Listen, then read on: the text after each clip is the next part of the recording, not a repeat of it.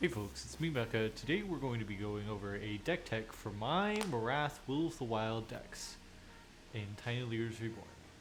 Now this is a synergy-based Naya deck with a storied history and many viable, playable versions of it throughout the time that TLR has existed. But these are just going to be my personal takes on the deck and kind of the explanations as to which cards I'm choosing to play currently and why. So, first of all, we have Marath Will of the Wild. Our commander is a Naya costed elemental beast, which is a 0/0 but enters with X mana or X +1/+1 counter design, where X is the mana cost spent to cast it.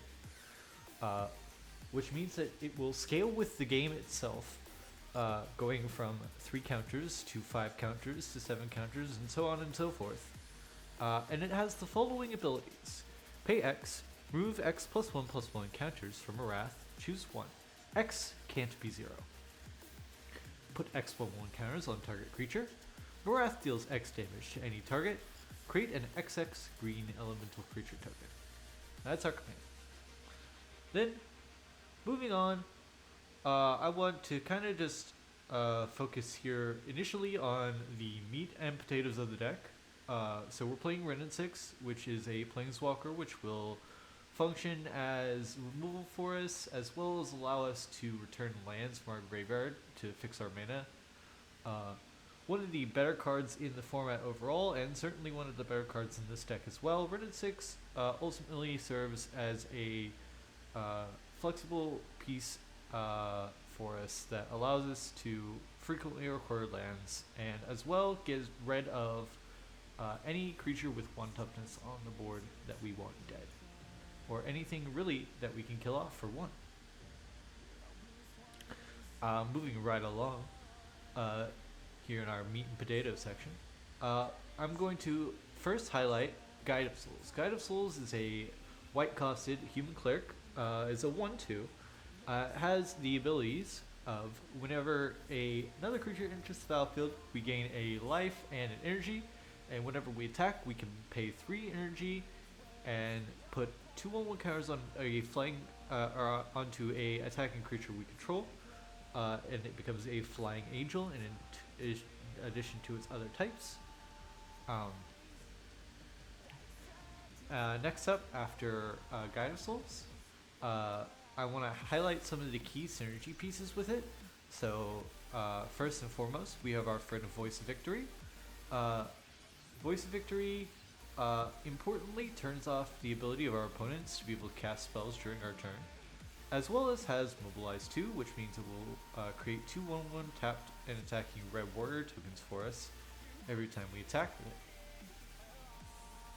Next up, for synergies with Guide of Souls here in our meat and potatoes section, is Ocelot Pride. Ocelot Pride is a 1 mana costed cat with first strike and lifelink and ascend. And then it has the text box. At the beginning of your end step, if you gain life this turn, create a 1/1 cat warrior token, or cat creature token, excuse me. We're getting to that next card a little bit. Then if you have the City's Blessing, for each token you control that entered that turn, create a token that's a copy of it.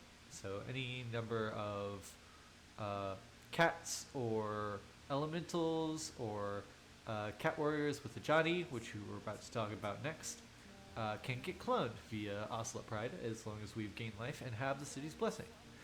And moving next to our friend Ajani. Now, Ajani is kind of the last piece of the meat and potatoes that I want to talk about. And then we're going to move into a synergy piece section as well as a threats section. So Ajani is a 1/2 that creates a 2/1, and it has the ability of whenever one or more cats we control die, we can exile Ajani and transform him into Ajani Nakatl Avenger. Ajani Nakatl Avenger is a planeswalker, which will allow us to either put a +1/+1 counter on each cat we control, or create a 2/1 cat warrior token When we do, if we control another red permanent, it deals the damage equal to a number of creatures we control to any target. Of course, this is a go-wide deck, so usually that number is very high. I have never used Ajani's down tick, and I don't know that I ever will. Alright, onwards to our synergy piece section. Initially here, I want to discuss our friend Benevolent Hydra. Benevolent Hydra is one of 2 X-costed creature spells we have here in our synergy pieces section.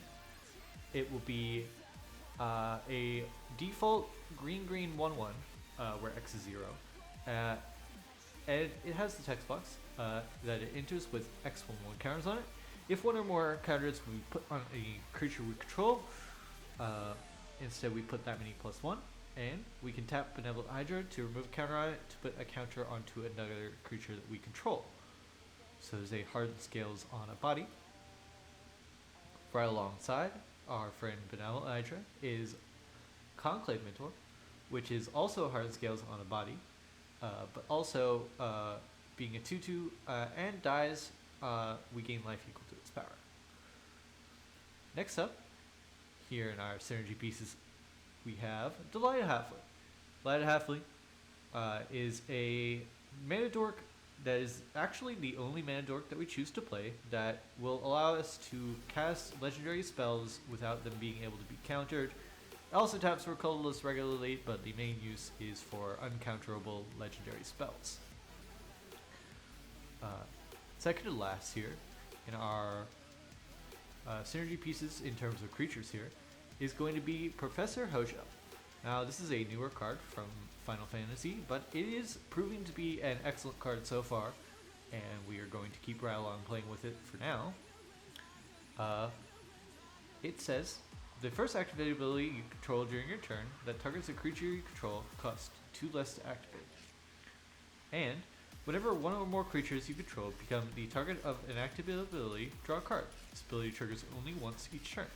So, excellent with Mom, excellent with the Duke Rebel Sentry, excellent, of course, with Marath herself, being able to remove a counter for free to put a counter back on Marath and draw a card. And just an overall great draw engine for the list. Lastly, in our Synergy Pieces deck, we have our friend Cryptic Trilobite. Cryptic Trilobite is a double X costed Trilobite that enters with X11 counters on it and has the abilities. Remove a 1/1 counter from Cryptic Trilobite, add Colorless. Spend this mana only to activate abilities. Pay 1, tap, put a +1/+1 counter on Cryptic Trilobite. Cryptic Trilobite will go infinite with a Hardened Scales effect, Cryptic Trilobite, and Marath on the battlefield, allowing you to remove a counter from Trilobite to put 2 colorless mana into your mana pool, then pay 1 of those colorless mana to activate Marath to put 2 counters on Cryptic Trilobite, profiting a counter, and pay the other to put 2 counters back on Marath, equalizing a counter. So you go to infinite mana, and then infinitely large Marath, infinitely large Cryptic Trilobite, and of course, infinite damage, infinite elementals as well. So that'll do it for our synergy pieces section. Now I would like to move right along to our threats here in our creature section. And where else to start but Broadside Bombardiers.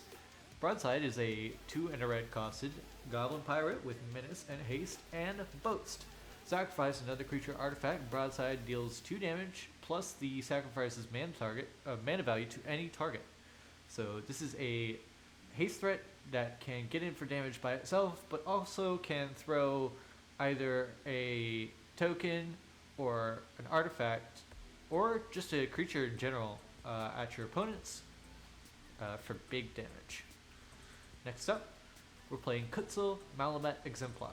Now Kutzel is also another great draw engine here in our creature area, and also, similarly to Voice of Victory, disallows our opponents to play spells during our turn.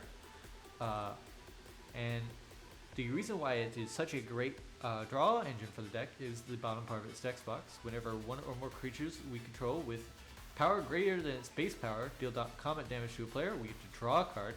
So if Marath were to deal combat damage, Size Cat Cub, who we'll get to in a moment here, or Shalinda, or any of our other creatures that we can make larger.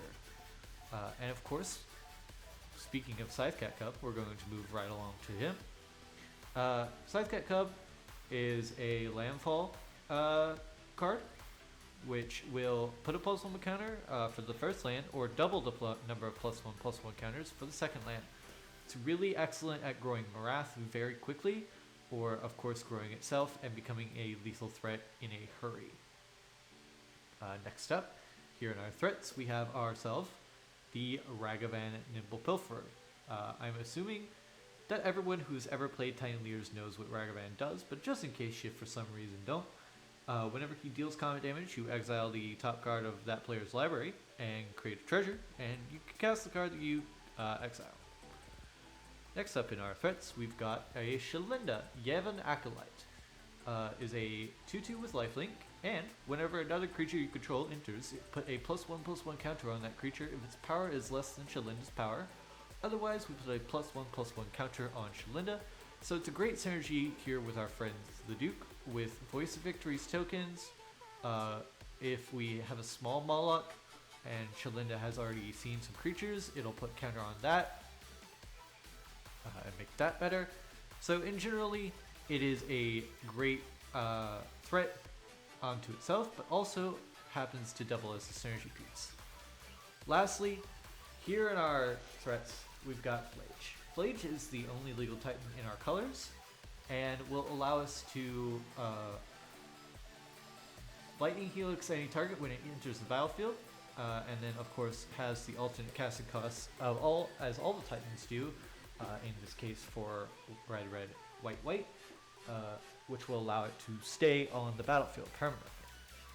Now you may notice that there are two creatures that I haven't spoken about yet, in Mother of Runes and the Duke Rebel Sentry. Here I'd like to move on to our protection pieces, which we're actually playing a pretty good number of right now, just because of how good giving things protection currently is in Tiny Leaders. And of course, Mother is the classic. Just tap her to give a creature you control protection from a color of your choice until the end of the turn. But Mom is great. But the Duke is a new and interesting card here in the deck. He enters with a +1/+1 counter on him, and you can remove a counter from him to put a counter on a creature you control and give it hexproof until the end of the turn. Which is great with a deck that cares about counters, and great with our friend Agatha Soul Cauldron, who we'll get to momentarily as well. Now, furthermore, for protection pieces in the main board here, and getting into our instants and sorcery section of the deck, we've got Flawless Maneuver. Flawless Maneuver is a card that is free if we control Marath, and just simply gives all creatures we control indestructible.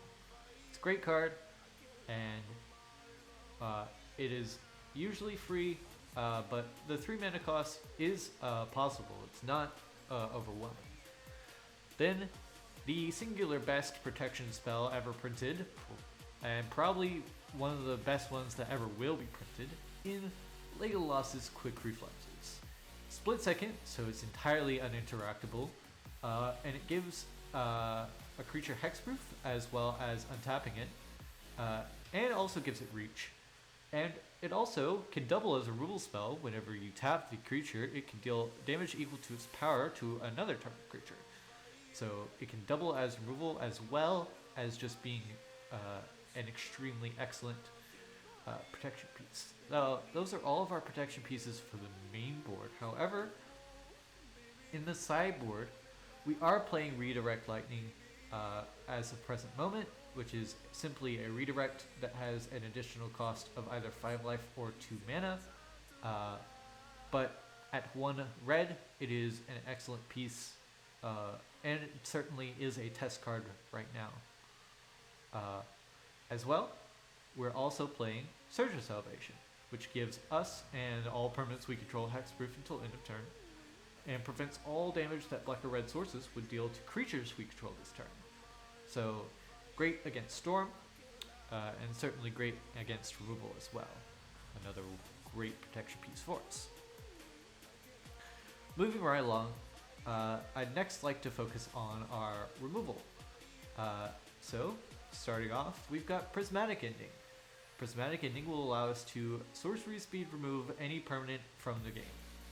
Period, point blank, we are in a 3-colored deck, and the maximum number of mana value allowed in Tiny Leaders is 3, so we can always put 3 into this and remove anything at sorcery speed only. Next up, we're playing some classic removal pieces in Lightning Bolt and Swords of Plowshares. I am extremely sure I don't have to explain what those do.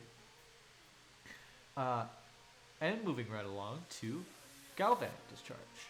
Galvanic Discharge is a notable synergy piece with Guide of Souls, as well as just being a flexible removal spell that will allow us to bank energy because we only need to spend however much energy we would need to kill the creature or planeswalker that we're targeting with it. So oftentimes, if we're killing a 1/1 or a X2, we will be able to bank either 1 or 2 energy from this spell. As well, next up, we're playing Ghostfire Slice. Now, this is a extremely notable removal spell for a number of reasons. Chiefly among them is its variable casting cost. If your opponent controls a multicolor permanent, Ghostfire Slice becomes a single red spell that deals 4 to any target. It also is notable because it has Devoid, meaning it gets around things like Mother of Runes. Lastly, for our removal spell, is going to be Sheltered by Ghosts.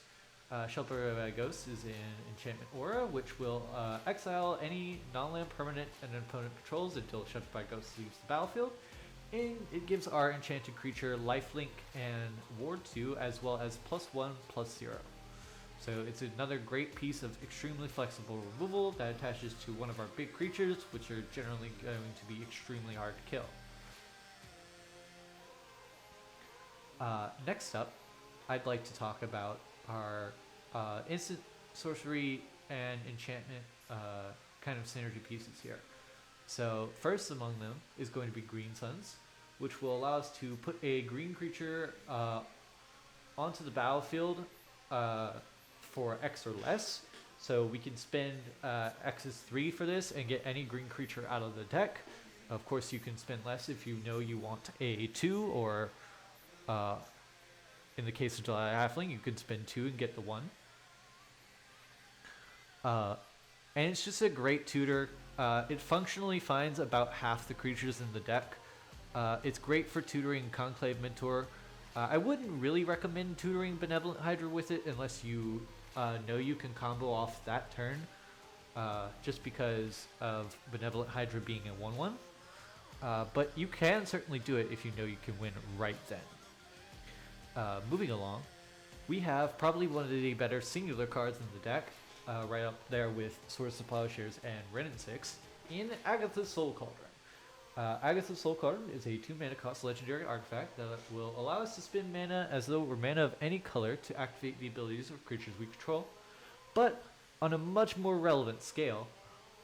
It also can exile target card from a graveyard, and when a creature card is exiled this way, we put a +1/+1 counter on a creature we control, and then all creatures we control, regardless of whether they have an Agatha's Soul Cauldron +1/+1/+1 counter on them, have the activated abilities of those creatures.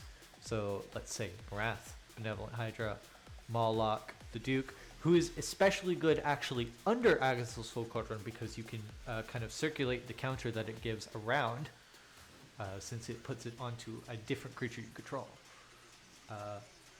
But yes, excellent piece for us, and of course, extremely worthwhile. And then, where would we be without Hardened Scales? Simple 1-mana green enchantment. Whenever 1 or more counters we would put on a creature we control, we instead put that many +1. Lastly here in our synergy pieces is going to be Terra Symbiosis. It is a 2 and a green for an enchantment, and it says whenever you put 1 or more +1/+1 counters on a creature you control, you may draw that many cards. Do this only once each turn.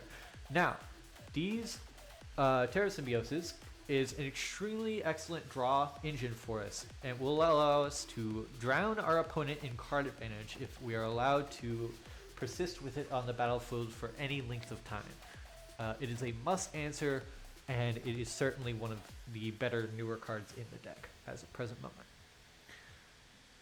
Moving on to the last little bit of our deck list here, we are playing 18 lands as of present moment. There is not really too much interesting going on here. I will scroll down momentarily here to our mana split and kind of discuss what we're doing. You see, we are playing the white-green Surveil as well as the white-red Surveil. That could easily be the red-green Surveil. I just choose to utilize the white because extra white pips are usually more valuable here in our deck list, especially if we are sideboarded. We actually tend to have a lot more of white pips, so Elegant Parlor and of course Lush Portico here in our mana base. Last interesting land here is going to be Boseiju, flexible artifact, enchantment, or non-basic land removal that usually costs green for us since we have a lot of legendary creatures in our deck. We're playing all the on-color fetches plus an extra green and an extra white fetch, same for reasons at present moment. And then we're playing one of each basic land because we don't want to lose to Blood Moon. Last section here is our sideboard. So of course we've already been over Redirect Lightning and Sword of Salvation. We've got a couple of just generically good hate pieces like Disruptor Flute, which is a Pithing Needle, but also will make that spell that we name with it cost 3 more to cast. As well as Unlicensed Hearse, which will exile 2 cards from a graveyard, and then has the power and toughness when we crew it equal to the number of cards exiled with Unlicensed Hearse. And last but not least, for generic hate pieces that are excellent is going to be March of Otherworldly Light, which can exile an artifact, creature, or enchantment, X or less. So you can pay 4 and exile any of those always. Or you can pay 2 and exile a card from your hand, which is always great to have that flexibility.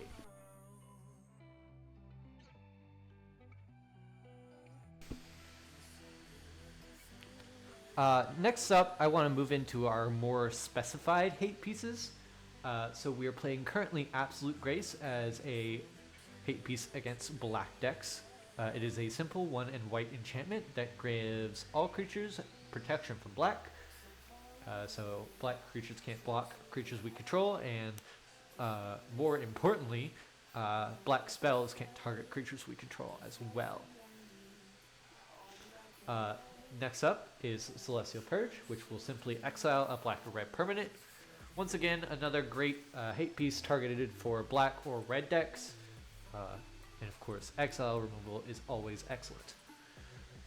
Into the next section here, we've got 2 hate pieces currently that mainly exist to help us against blue decks. But here, Frenzy Baloth is actually one of our more flexible hate pieces because it is 2 mana for a 3/2 beast, which can't be countered, has trample and haste, and will allow creature spells we control to not be countered, as well as will cause combat damage to not be prevented. So it's great against control, great against lands, and just generally actually a very flexible hate piece, but is more generally for control overall. Our other anti-control piece here is Lithomantic Barrage, which is a simple red sorcery that can't be countered.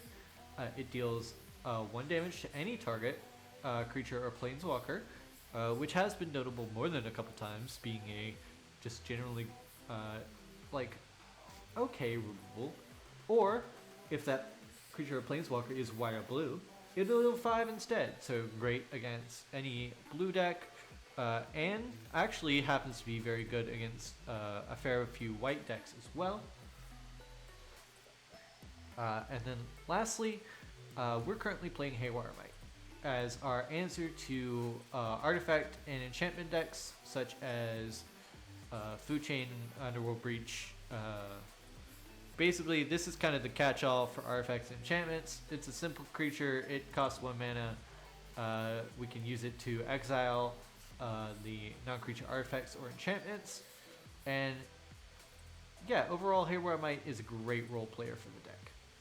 Now, I did say that Marath is a very varied deck with a storied history to it. And I would be remiss to not mention some of the alternative ways you can play this deck.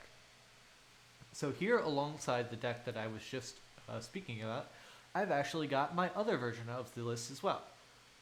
This is a list that is slightly more centered around finding the Cryptic Trilobite combo and winning with that in the later game. So this is a deck list that is looking to go a little bit longer than the current version that I'm playing right now. To facilitate that, we are playing an additional 2 tutors, as well as Life from Loam, which we'll get to discuss. But first, let's discuss Imperial Recruiter, who is a 2 in red, 1/1 human advisor that can search for a creature with 2 power or less and put it into our hand. Notably, this is every creature in the deck minus Flage. So any creature you see here, Imperial Recruiter can get ya. Next up for differences, we've got Six, who's 2 in green for a 2/4 Tree Folk with Reach. When it attacks, you mill 3 and can put a land from among them into your hand. And as long as it's your turn, non-land permanent cards in your graveyard have Retrace. So Retrace will allow you to pay their casting costs as well as discarding a land, which is where our good friend Life from Loam comes in. It's another piece alongside Wrenn and 6 that will allow us to return land cards from our graveyard to our hand. It also has Dredge 3, which will allow us to return Life from Loam from our graveyard to our hand. Moving right along to our tutor. Here in this additional section, we're simply playing Enlightened Tutor because being able to find Hardened Scales or any of our pieces that we might need, such as Terra Symbiosis as a draw engine or Basilisk Collar, which synergizes with Professor Hoyo, as well as Marath in very positive ways. So that is great to have. Speaking of Basilisk Collar, it is a simple equipment that gives a creature Death Touch and Lifelink, so it will turn a singular Marath ping into a lethal source of damage for any creature. It's great to have that. Also, to further synergize with how good Green Sun Zenith is, we are playing Dryad Arbor in the current version of this big mana list. The sideboard here is pretty similar. You might notice I am playing Split Up as a Wrath because we are looking to go a little bit longer, as well as I'm actually swapping out my Graveyard Hate for a equipment piece in Lion Sash that's also functionally a creature and also cares about +1/+1 counters on it. It is tutorable with Enlightened Tutor, and generally speaking, although it is a little bit more expensive in terms of mana over time than Unlicensed Hearse, it can get out of hand quickly as well. And then we're also playing Deafening Silence over Surge of Salvation. We still need an anti-storm piece, but this enchantment is just a little bit more stable, and because we're playing Enlightened Tutor anyway, we might as well have something that we are able to tutor up as need be. So yeah, this has been the Marath Deck Tech. I hope you've enjoyed it.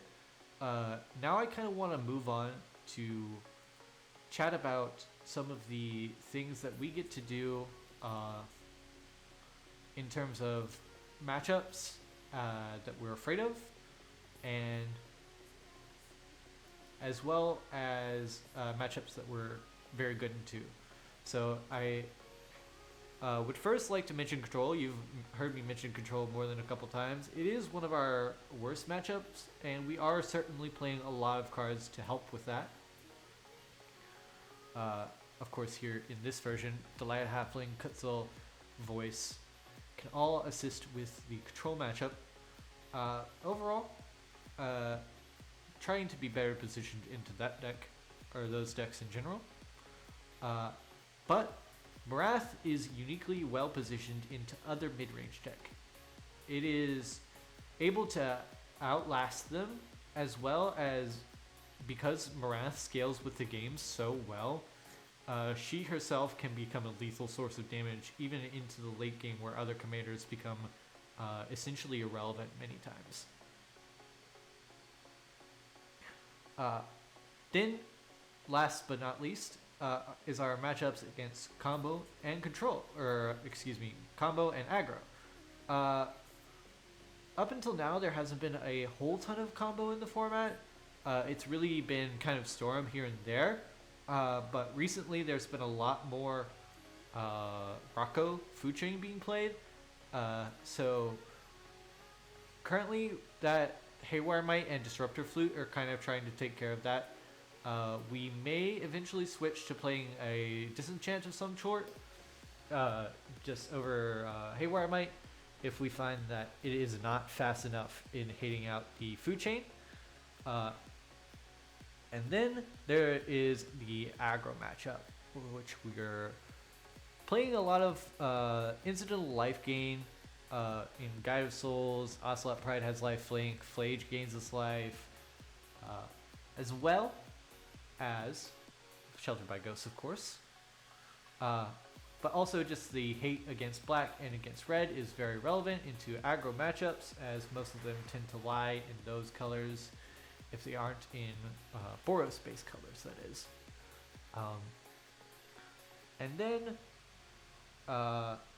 I'd say it's about 50-50 for us, depending on what draws we receive, but our pieces are certainly effective, and if you use them wisely, you will win out of those games. Especially if you can stall into the mid game, your deck becomes much more successful very, very quickly. The longer you can draw the game out against the aggro deck, the better for you. I think that just about covers everything.